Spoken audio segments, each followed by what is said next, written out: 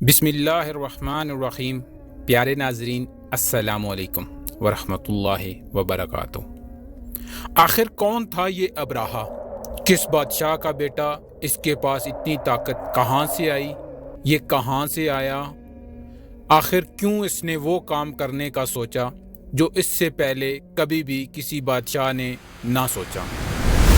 یہ وہ ابراہہ ہے جس نے نعوذ باللہ خانہ کعبہ شریف کو گرانے کا تہیہ کیا اور اللہ نے اس کو نشان عبرت بنا دیا۔ ابراہہ ایک حبشہ کے رئیس کا غلام تھا جو کہ غلامی کے ساتھ مشقت کرتا اور ایک بہت ہی اچھا اور طاقتور جنگجو بن گیا۔ اسی طرح وقت گزرتا گیا اور حبشہ اور یمن کے درمیان تنازع شروع ہو گیا، تو حبشہ کے بادشاہ نے 1,00,000 فوج جمع کی اور اس کا کمانڈر ابراہہ کو بنا کر یمن کے لیے روانہ کیا۔ ابراہہ یہ 1,00,000 کی فوج لے کر روانہ ہوا اور جاتے ہی یمن پہ حملہ کر دیا اور یمن کو فتح کر لیا۔ اور جیسے کہ فوج کا کمانڈر ابراہہ تھا تو حبشہ کے بادشاہ نے اس کو یمن کا گورنر تعینات کر دیا۔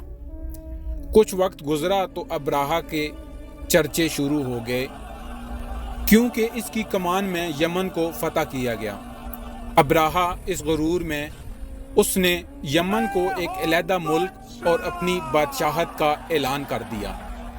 جب یہ بات حبشہ کے بادشاہ کو معلوم پڑی تو حبشہ کا بادشاہ بہت غصے میں آیا اور اس نے ایک اور فوج تیار کی اور اس بار وہ فوج ابراہہ کے لیے بھیجی گئی۔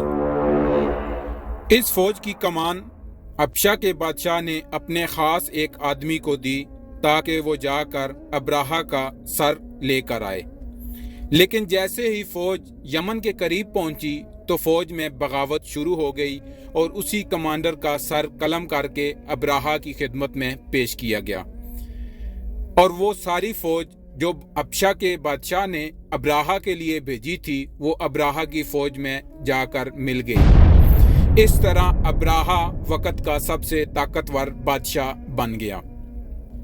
وقت گزرنے کے ساتھ جب اس کا یہ نشہ طاقت، غرور، تکبر حد سے بڑھ گیا تو اس نے اپنی نظر عرب کی طرف دوڑائی۔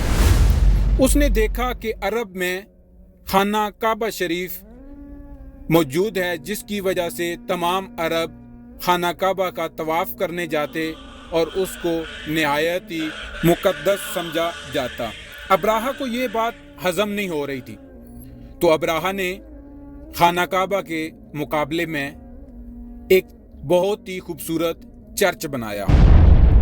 اس چرچ میں اس نے بہت ہی ہیرے جواہرات، سونا چاندی خرچ کیے اور بہت ہی خوبصورت بنایا تاکہ عرب کے لوگ مکہ شریف کو چھوڑ کر سارے اس چرچ جس کا نام ابراہہ نے الکلیس رکھا تھا ادھر آئیں عبادت کے لیے۔ لیکن ایسا کچھ نہیں ہوا۔ جب ابراہہ نے یہ دیکھا کہ میں نے اتنا سب کچھ کر کے عرب کے لوگ پھر بھی اس چرچ میں عبادت کے لیے نہیں آ رہے، تو اس نے منصوبہ بنایا کہ کیوں نہ مکہ میں جا کے نعوذ باللہ کعبہ شریف کو گرا دیا جائے۔ تو اس نے یہ منصوبہ تعمیل دینے کے لیے ایک بہت بڑی فوج 60,000 آدمی، سپاہی اور اس میں 10 بڑے بڑے ہاتھی شامل کیے اور گھوڑے بھی۔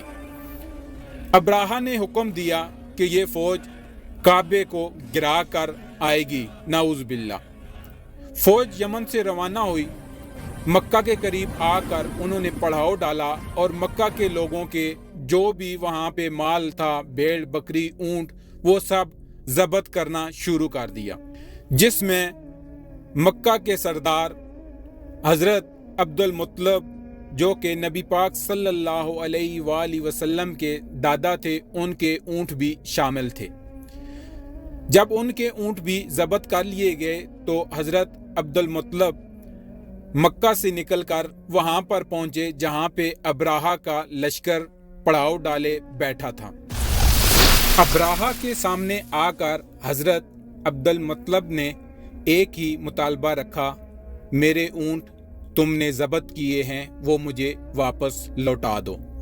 تو ابراہہ غرور و تکبر میں ہنسنے لگا اور یہ کہا اس نے کہ میں یہاں پر تمہارے رب کا کعبہ گرانے آیا ہوں اور تم اپنے اونٹوں کی بات کر رہے ہو۔ تو حضرت عبد المطلب نے بڑے خوبصورت انداز میں جواب دیا کہ اونٹ میری ملکیت ہیں، یہ میرے ہیں، ان کی ذمہ داری میری ہے، باقی تم بات کر رہے ہو اللہ کے گھر کی، تو اس کا نگہبان اللہ خود ہے اور اس کی حفاظت کرنا وہ خوب جانتا ہے۔